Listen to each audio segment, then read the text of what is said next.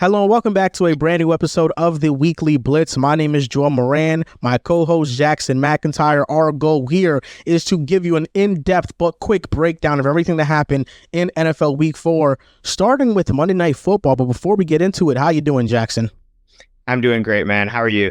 I'm doing great. We watched a great week of football. My picks got messed up. I'm 10-6 on the week because the two Monday games lost me what should have been an immaculate record on the week. The Dolphins got embarrassed by the Titans. You know the final score, the Titans beat them 31-12. And then the Lions beat the Seahawks 42-29. Now, I want to talk about the Dolphins and Titans game first. I know that Will Levis got hurt and Mason Rudolph came in and they won the game. I think they win it with Will Levis, even if he turns over the ball 2 or 3 more times, because the Dolphins offense could not do anything. I think I'm knocking a lot of points that I used to have for Mike McDaniel. Tua was great in this offense, and I know Tyler Huntley came in to replace him, but Mike McDaniel, look at their conversion rates on 3rd and 4th down combined. It's 7%. Mike McDaniel, in certain situations, his play calls are abysmal. We just saw Matt LaFleur bring in Malik Willis, and the Packers went 2-0. For this offense to look this lifeless, Mike McDaniel gets knocked down a few spots as a head coach. Yeah, he couldn't get anything going. And Mason Rudolph was on like the most game manager leash that he could possibly be, and that was enough to win the game. So yeah, rough one for Mike McDaniel, rough one for the Dolphins, and two teams that should have been equally anemic. One of them looked far less anemic than the other. So.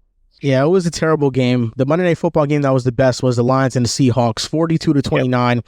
We got a light show offensively from these two teams. Jared Goff went 18 for 18, 292 yards, 2 touchdowns. He balled.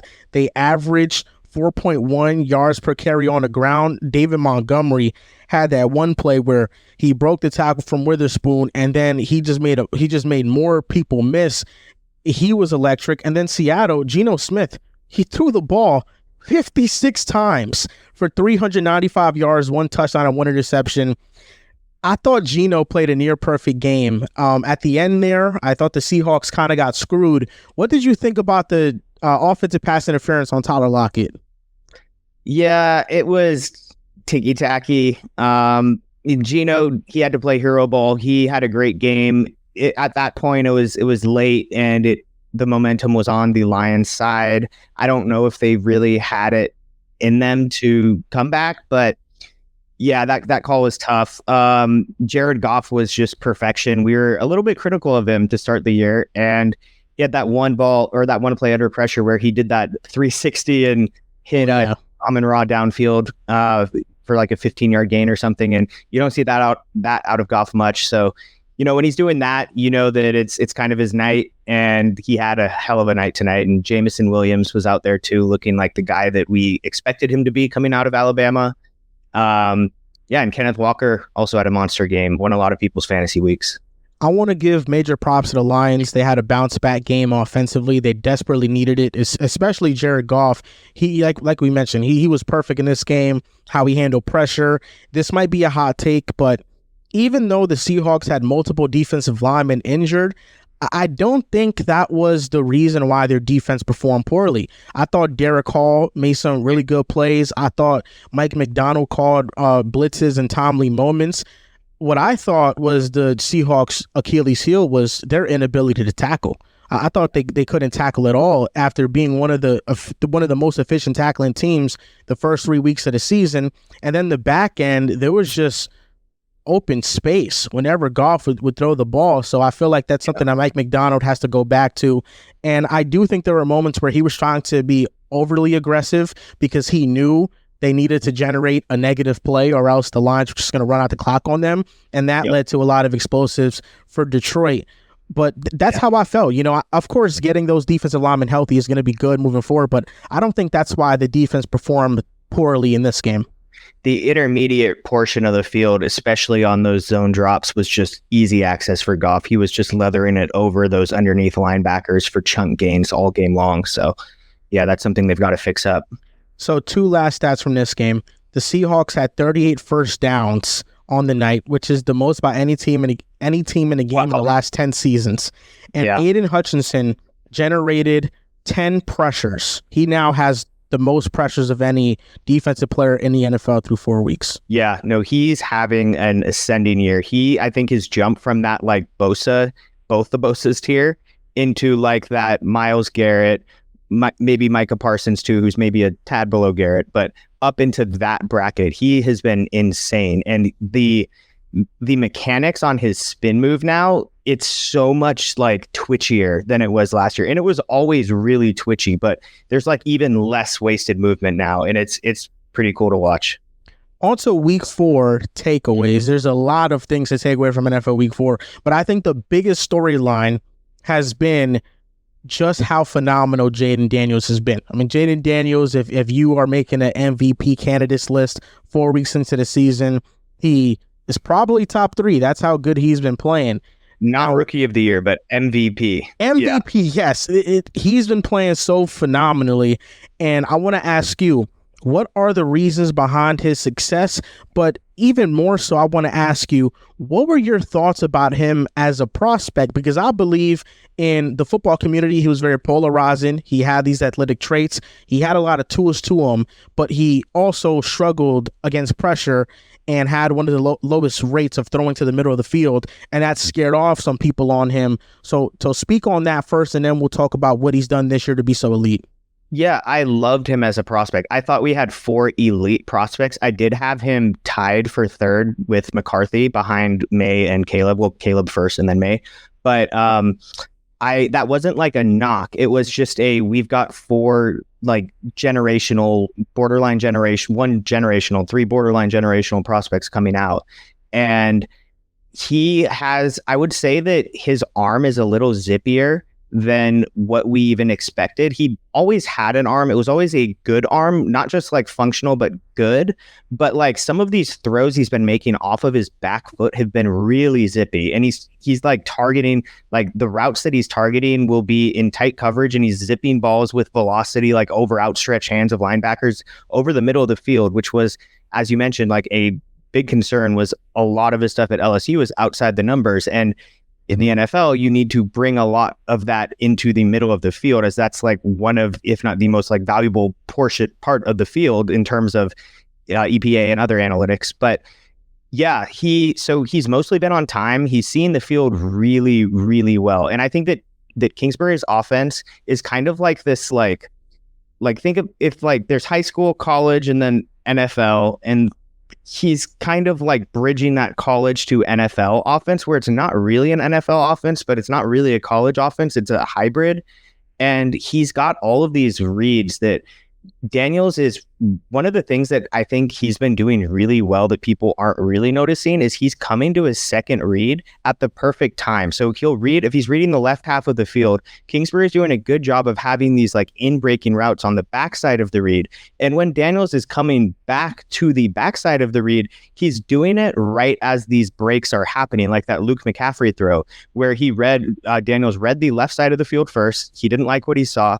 And when he came back, it wasn't just like a waiting to make sure he wasn't like that he didn't like what he saw there. It was okay, I'm going to wait, and I don't like it at this point. And at this point, I need to come backside now so that I'll hit the backside as that route is breaking. It's very like a veteran trait. And it's very like there's intent to it. And when he comes back, he's ready to, like on that McCaffrey throw, he came back, he kind of hopped out of his hitch and into that, like, he almost threw it off his back foot too. He got some nice zip. And he does that a lot. And Kingsbury has a lot of those like routes coming from the backside where the side that Daniels will read will break out, and then coming backside, they'll be breaking in. So it's less of like a coming left all the way back right. It's just left back to like the middle. And he's been doing it like a veteran, and like as he would have to if with his first name to be in the MVP case like it is, instead of just the rookie of the year argument. So yeah. When you watch a rookie quarterback play, you oftentimes look for those flaws that they had in college and see how it looks in an NFL setting. And those things have looked amazing in the NFL. Yeah. 13 dropbacks under pressure versus the Arizona Cardinals. He went 10 for 10, 96 yards, a touchdown, 3 scrambles, 5 first downs, 0 sacks. On the year, he's second in passer rating against pressure, and he's first in EPA per play. Washington is doing an amazing job making sure that he stays upright because overall they have the 8th lowest pressure percentage in the NFL. And Cliff Kingsbury on first down, 76.6% of the plays are screens or are runs on first down. So I think Cliff Kingsbury has matured a lot from his Arizona tenure. He took that hiatus, and like you mentioned, he's bridging the gap, and he's made this offense very friendly for Jayden, and that's not a knock on Jayden. That's a credit to Cliff Kingsbury. This offensive line has been playing well. Brandon Coleman, the rookie tackle, he's been solid as well. And I do think that Jayden, there's more things you can do with him than you can do with Kyler just because he's 6'4" and he can see the middle of the field. And that's something that Kyler didn't want to throw. So now Cliff Kingsbury, when he was a Kyler, he was kind of handcuffed into only throwing outside the numbers and not targeting the middle of the field.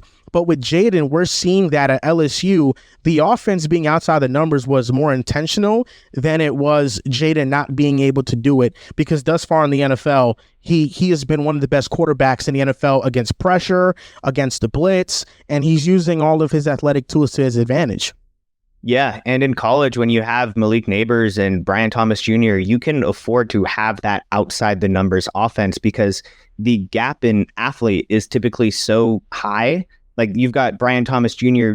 running routes against someone who might be selling insurance next year. So, yeah, have him go deep and throw it deep, and it works every game. So why would you do anything else? So, yeah, I think it was just something where it worked, kind of like McCarthy at Michigan, where we can run the ball down their throats all game long. So why would we play a different way? And it's not necessarily highlighting the quarterback's strengths the best that it can, but that's also not what the college is trying to do. They're trying to win at a high level. So, yeah. Now, the last point on Jayden, the Commanders' offense, they've scored on 20 of their 22 last drives.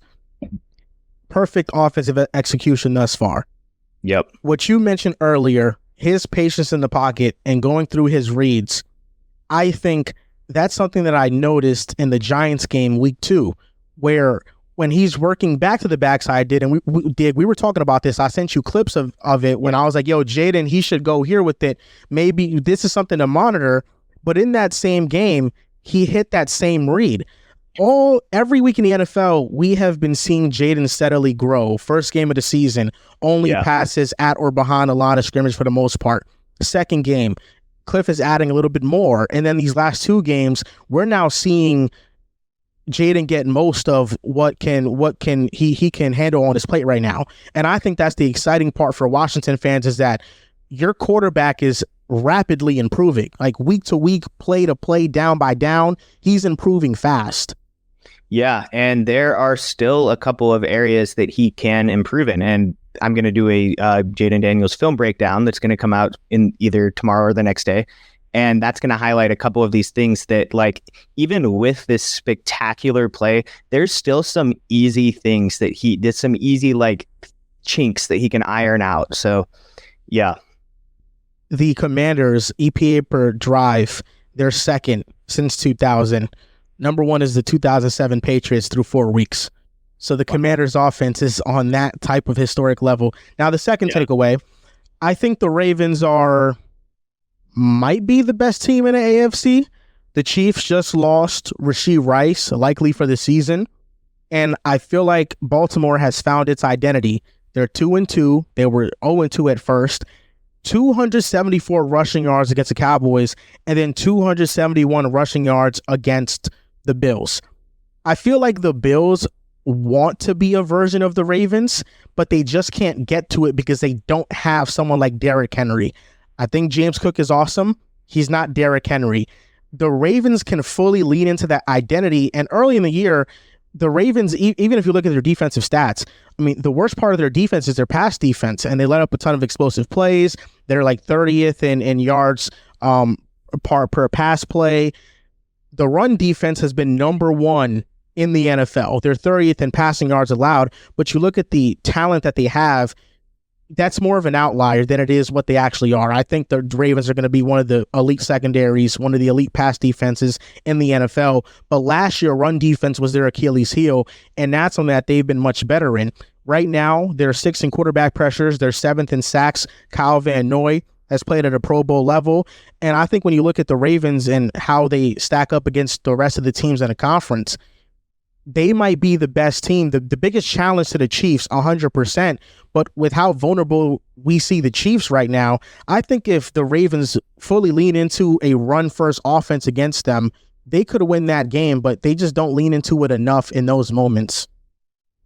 Yeah, I think that Xavier Worthy now is thrust into a position where he has to develop, or else it's kind of just wasted snaps out there. Like, yeah, we know we'll get some big plays, but he needs to be more consistently a part of the offense. We've gotten those splash plays. We know that we'll get them with that just insane speed that he has, but he's got to be more like throughout the game, consistently showing up on 3rd and 7, 2nd and 8, like possessions to just make possession catches instead of those splash plays.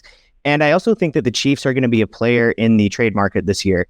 Last year, it was kind of they stuttered their way into another Super Bowl, but this year, I think that they are going to want to do that easier. They have Patrick freaking Mahomes. Like, go trade for Deontay Johnson. Someone will be available, and I think the Chiefs will make a call at the deadline for that receiver. I was watching NFL Live, and they brought up the idea of them maybe going out and getting Christian Kirk. And I think that fills a need similar to what it fills a role of Rashee Rice, honestly. Christian Kirk works in those same areas of the field. But we have to see. I mean, the Jaguars are winless. They could be in the market of just getting draft capital. It could happen, but the Chiefs desperately need a wide receiver because I think if they don't get one, they're going to be in trouble. Now, the Ravens quietly have been first in yards per game this year. They're first in rushing yards at 220.3 per game. That's 46 yards more than second place. That's how dominant they've been on the ground. And I think they could have an even higher number if they didn't stop running the ball against the Raiders in week 2. The Ravens could easily be 3-1 right now, 4-0 if Isaiah likely stays in bounds versus the Chiefs. This team is still an elite football team, and I think they're the second best team in the AFC. Next takeaway, Vikings and Packers, game of the week. Didn't live up to those expectations because of how the game started off. I mean, you blinked and the Vikings were up 21-0. Maybe it's just me coping, but when I was watching the game back, first drive, 3rd and 14 conversion from Sam Darnold. The defense got him in a favorable position, and he converted a big-time 3rd and 14. Then he got a touchdown to Jordan Addison. But on the Packers' first drive, Jordan Love is in the red zone, sees a blitz overloaded to the left side. He checks out of it. Therefore, the Vikings check out that look, and they don't send heat. Dontavian Wicks breaks wide open, and Jordan Love throws it to him. It could have been a better ball. Wasn't the best placement. I'll admit that. Yep. But Wicks drops it. And dropped so many balls this year. Yes, I don't know. I don't know what it is. And if he just catches it, I mean, his numbers look so much different right now.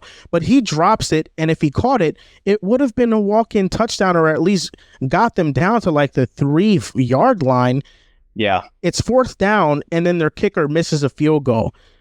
I just felt like it was bad breaks. The Packers' second drive, they missed a field goal. And then in the third drive, you have a Jordan Love interception. That leads to a Vikings touchdown. Then you have another Love interception. That leads to a Vikings touchdown. But if I'm looking at this from the Packers' perspective, because the Vikings are great, and you can speak on that. Yeah. The Packers' defense had 13 real drives where they faced the offense. 5 punts, 1 turnover on downs, 2 turnovers. And there were 4 touchdowns that they allowed, but 2 of them were on short fields where Jordan Love gave them awful position to work with. I actually feel better about the Packers defense after this game.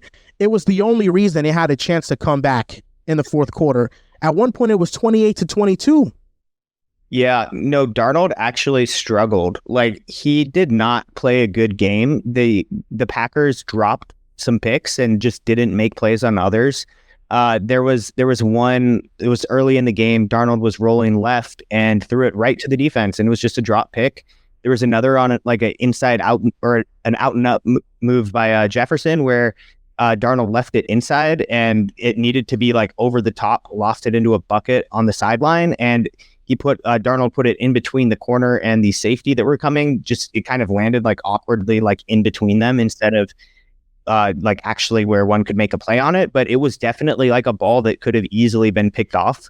And then he left another ball behind Aaron Jones on like this deep corner cut, which is another thing that the Vikings are doing that with Aaron Jones, who has like the perfect skill set for this, where they basically use him like a slot receiver running routes from the backfield. And he works like a lot of routes go downfield vertical. Like this corner ball that was intercepted was like 20 yards downfield. And when they do that, they often get linebacker matchups, which opens things up. And it also clears things out because Jones can push the ball, or he can push downfield so fast that the linebackers have to clear out so fast. And that opens other things up.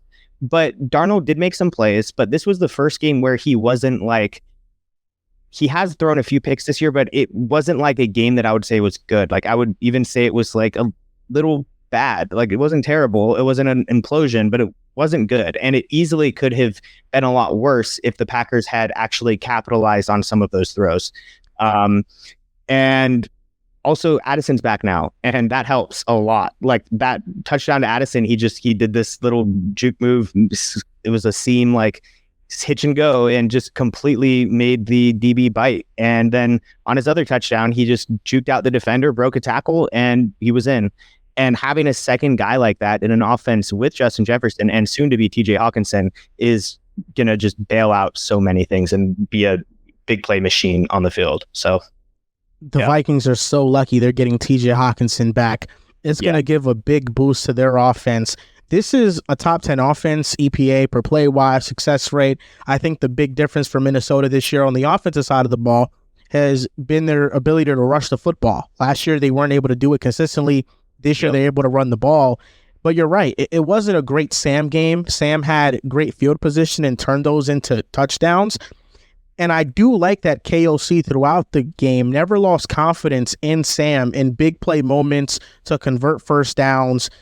He put the ball in Sam's hands and he made some big time throws on those money downs.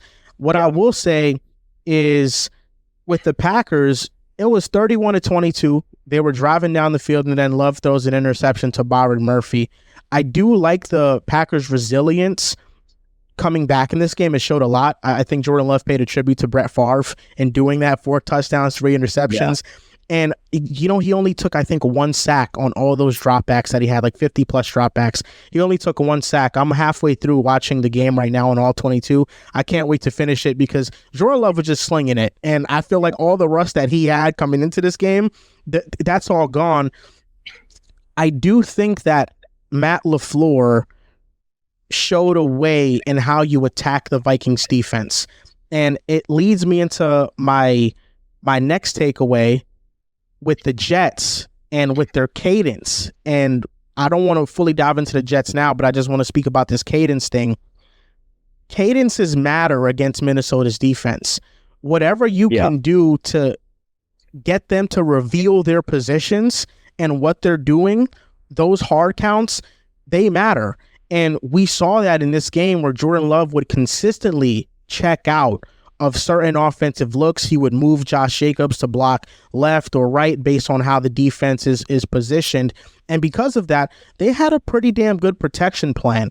I do think that if these teams match up next time, it'll be a much closer game. I think the game script just wasn't favorable to Green Bay with as many mistakes that they made early on. Their kicker missed 2 kicks. They need another kicker.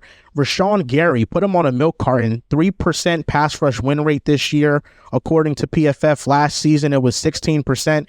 He's been a no-show for them so far. Yeah, and part of that is just Minnesota's tackles too. I mean, they shut down everybody, but yeah, he's got to pick it up. How excited are you on the Vikings right now? It's hard to be excited for the Vikings as a Viking fan. That's usually when things start to go wrong. But this team looks really freaking good. They have the same point differential right now as the 1998 Vikings did, which were the team where they lost in the in the NFC Championship game where Gary Anderson misses his first kick of the year. So, yeah, I'm not trying to get too excited, but it's kind of crazy overlap there. I just found out this fact that only one team that started off 4-0 has missed the playoffs. It was the Vikings. Vikings are the only team that has started off 4-0 that they've missed the playoffs before.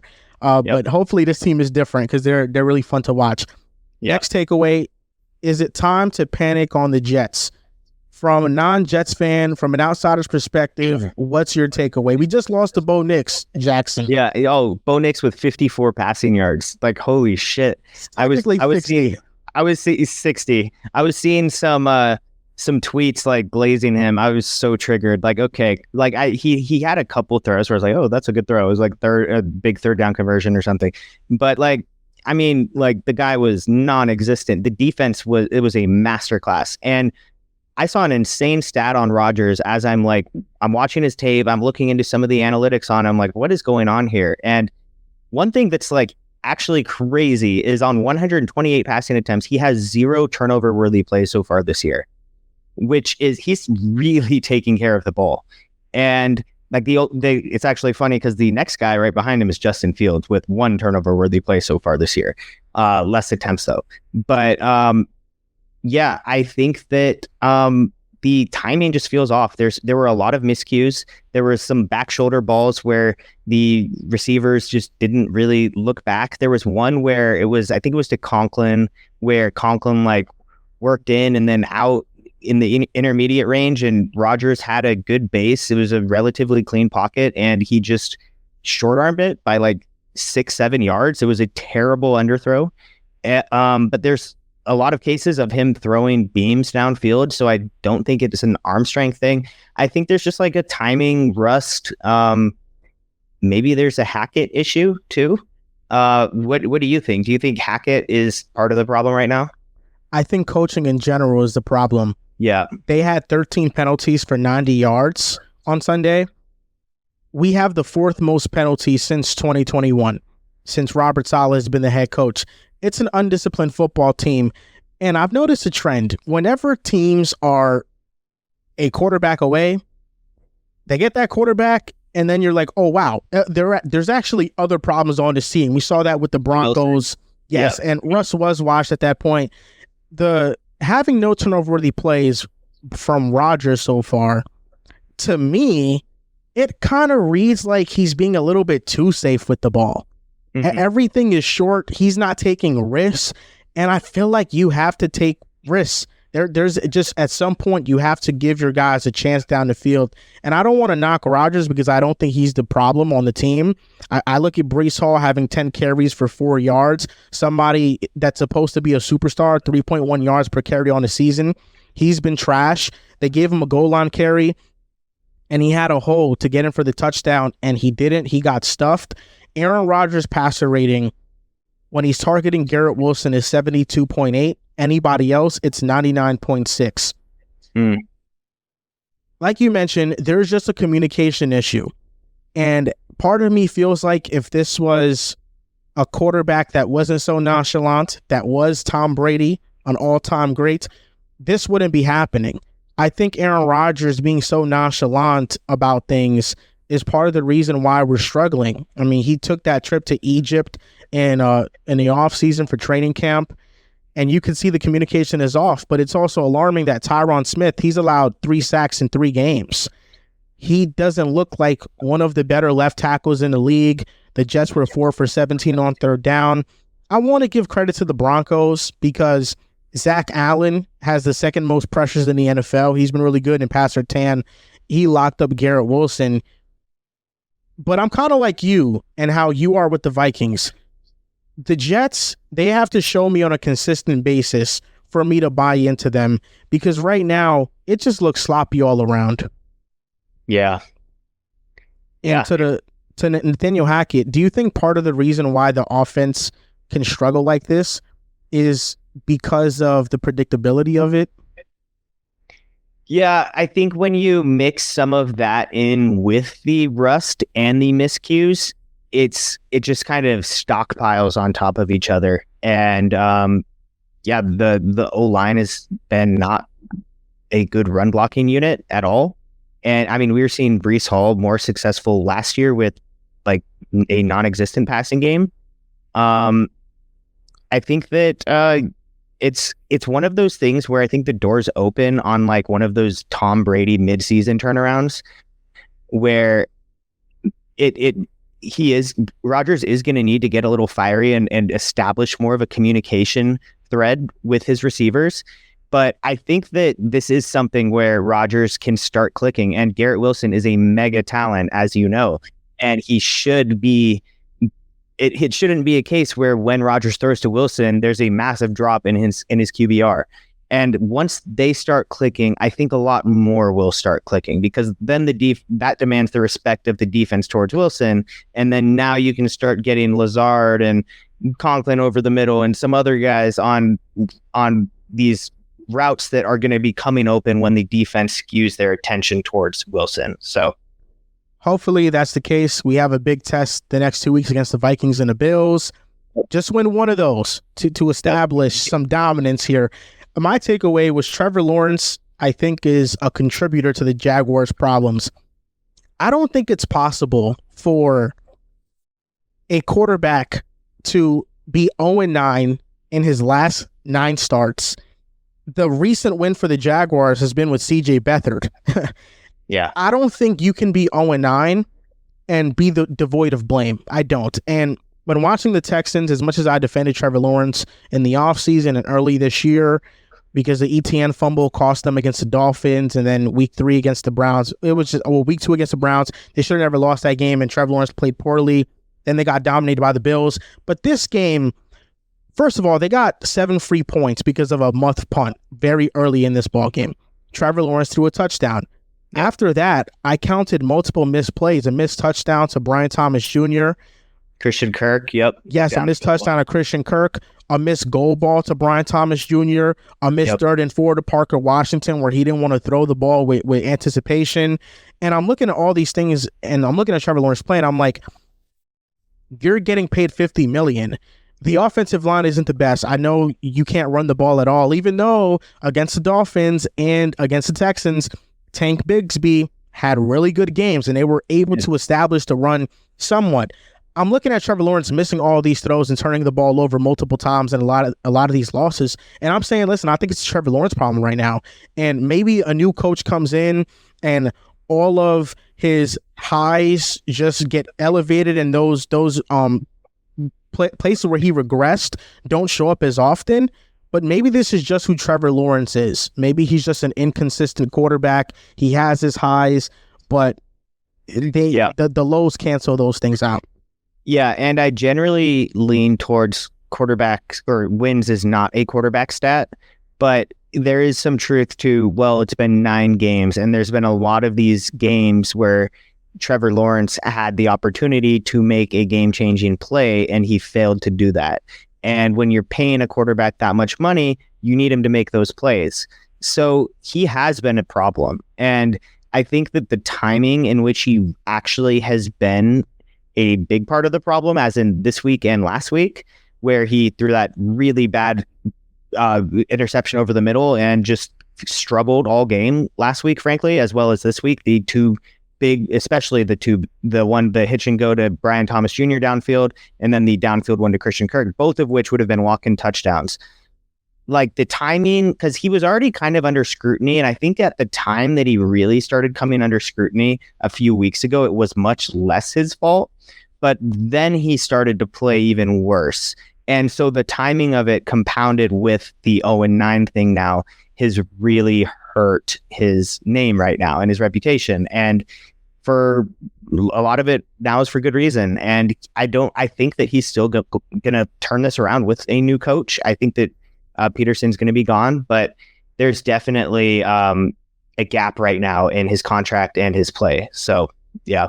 There's a quarterback from the same draft class that's playing better than him right now. Jackson, you want to dive into Justin Fields?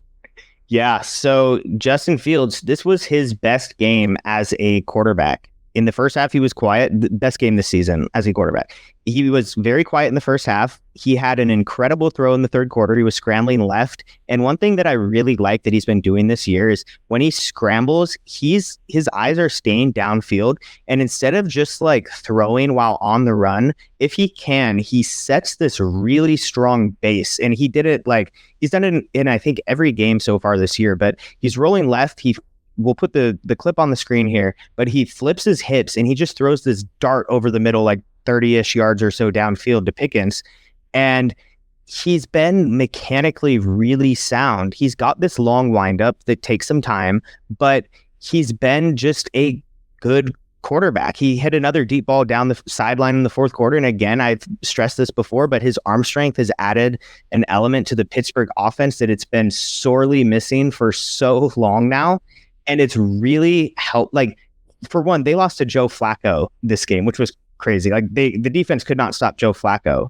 And Joe Flacco kept getting big first downs and kept moving the ball and adding points to the board late, which stopped this comeback that was brewing. But Fields this season on quarterbacks with 50% of snaps or more is 8th in PFF passing grade. He has a 5% big time throw rate compared to a 0.7% turnover worthy play rate, which is second only behind Rodgers, which I mentioned earlier. And like that 8th best PFF passing grade, that's passing. That's nothing to do with running. That is strictly quarterback throwing in the, not just in the pocket, but quarterback throwing metric. So he's playing really well. They came up short, but this was easily his best game yet. This was a prime example of how wins isn't a quarterback stat. Yep. Justin Fields' first 3 games, you saw these tweets. Fields is 3-0. He's 3-0. He's the Steelers are 3-0. Their defense has been carrying for most of it, even though Fields played well. But this game was his best game, and the defense couldn't get a stop at all. Huge shout out to Braden Smith, who handled TJ Watt for most of that game. He got the better of that matchup. But it's a prime example of how wins isn't a quarterback stat, because Fields can have his best career day, and he wasn't the problem at all, but they end up losing a game. I think Fields he's been improving more and more, and we just have to see the consistency out of him. He did have a turnover. It's going to happen. The old Bears, Justin Fields came out in a moment, but for the most part, it was like 90% good and 10% bad. That's how I would rate this game. Justin Herbert right now is in quarterback hell. Yeah. And man, it sucks to see a quarterback as talented as Justin Herbert, someone that you know is capable of being at the top of all of these quarterback metrics, being grouped into with some of the worst quarterbacks in the NFL from a statistic standpoint, because he's throwing to Quentin Johnson and Ladd McConkey. Ladd McConkey, I think, is going to be a good NFL player. Yeah, I don't give a damn about Quentin Johnson and what his numbers are going to be.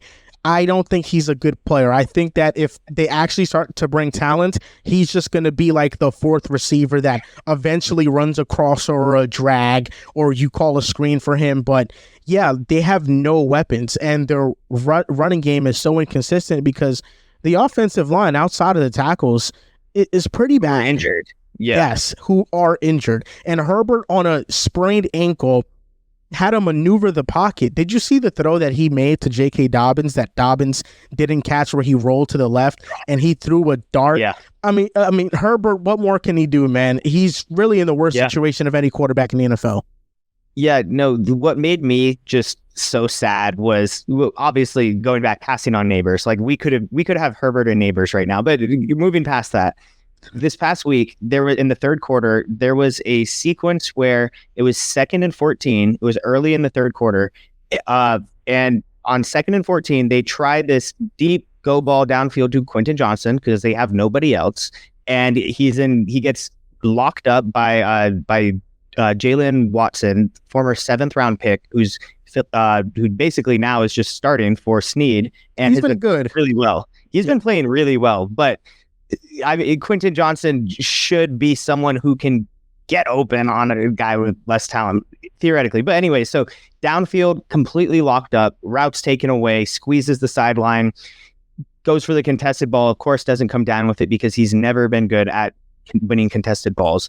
And on the very next play, 3rd and 14 now, they go right back to Quentin Johnson, same side of the field, Jalen Watson again. It's a quick slant where Quentin Johnson just gets absolutely obliterated at the line of scrimmage. He can't get like 2 yards down to his stem. He comes out of his stem being like just completely abused in his route.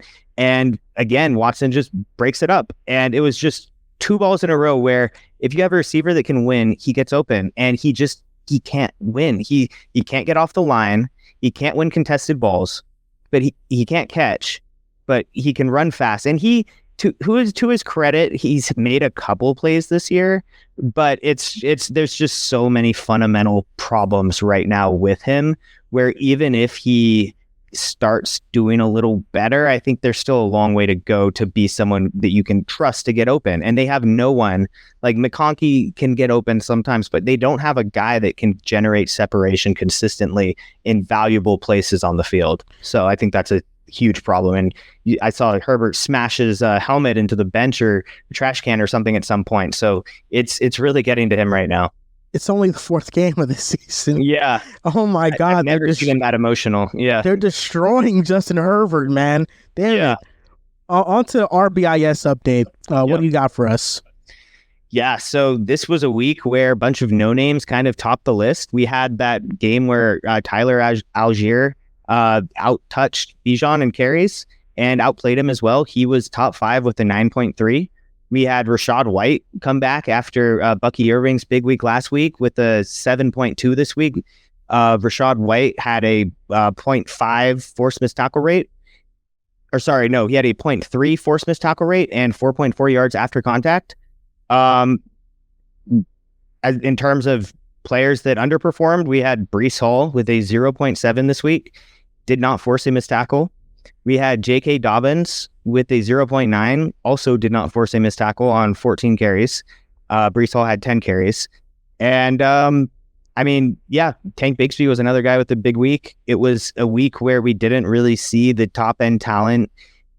Now, I don't have Monday Night Football in here. I think that Kenneth Walker is going to be very high on this list, but forced missed tackles don't come out until the next day. We're recording this on Monday night, so that will be something midweek.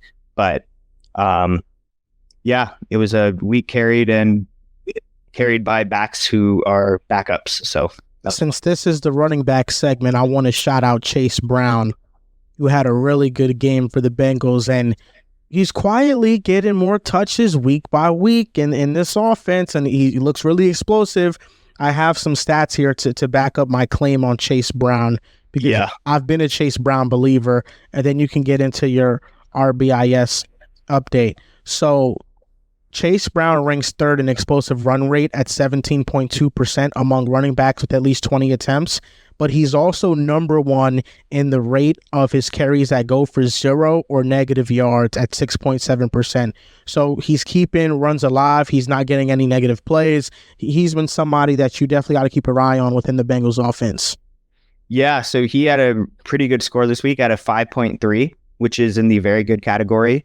He had 4.4 yards after contact, 0.9 yards before contact, and then he had a 13% forced missed tackle rate. So he's really the yards after contact this week, with a lack of yards before contact, was instrumental in his performance. So I'm not a fantasy guy, but that's a guy you got to look out for in fantasy. Maybe pick up Chase Brown, see if he gets more touches throughout the season.